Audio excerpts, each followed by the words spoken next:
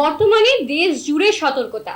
ভারত পাকিস্তানের যুদ্ধ আবহে চারিদিকে সবকিছু ছেড়ে এখন যেন একটাই হটলাইন। সেই হটলাইনের আড়ালে কোনোভাবে যেন চাপা পড়ে গেছে কোনো অন্যায়ের গল্প, অপরাধের গল্প। কি সেই অন্যায়ের অপরাধের গল্প? শুনুন তবে।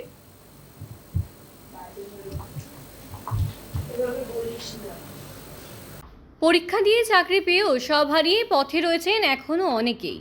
যোগ্য অযোগ্যর ধোঁয়ায় আটকে রয়েছে বঙ্গের শিক্ষক ও শিক্ষিকারা। যদিও এখনো গরমের ছুটি, কিন্তু ছুটি খুলতেই তো সামনে বিপদ। সেসব ভেবেই তাই আবারও গর্জন। যোগ্য শিক্ষক শিক্ষিকাদের সম্মানের সাথে স্কুলে ফেরাতে হবে, দুর্নীতিগ্রস্তদের শাস্তি দিতে হবে। এছাড়াও একাধিক দাবি নিয়ে এআইডিএসও ছাত্র সংসদের ডাকে বিকাশ ভবন অভিযান।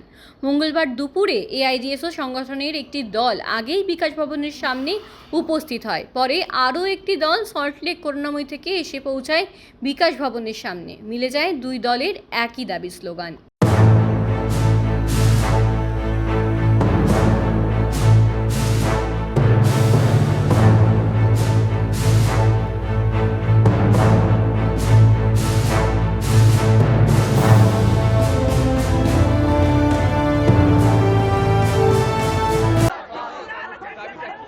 আমাদের দাবি ন্যায্য শিক্ষকদের বাছাই করে তাদের স্কুলে আবার ফেরাতে হবে এবং শিক্ষার যে পরিকাঠামো ভেঙে পড়েছে তা অবিলম্বে সরকারকে যথাযথ উপযুক্ত পদক্ষেপ গ্রহণ করতে হবে।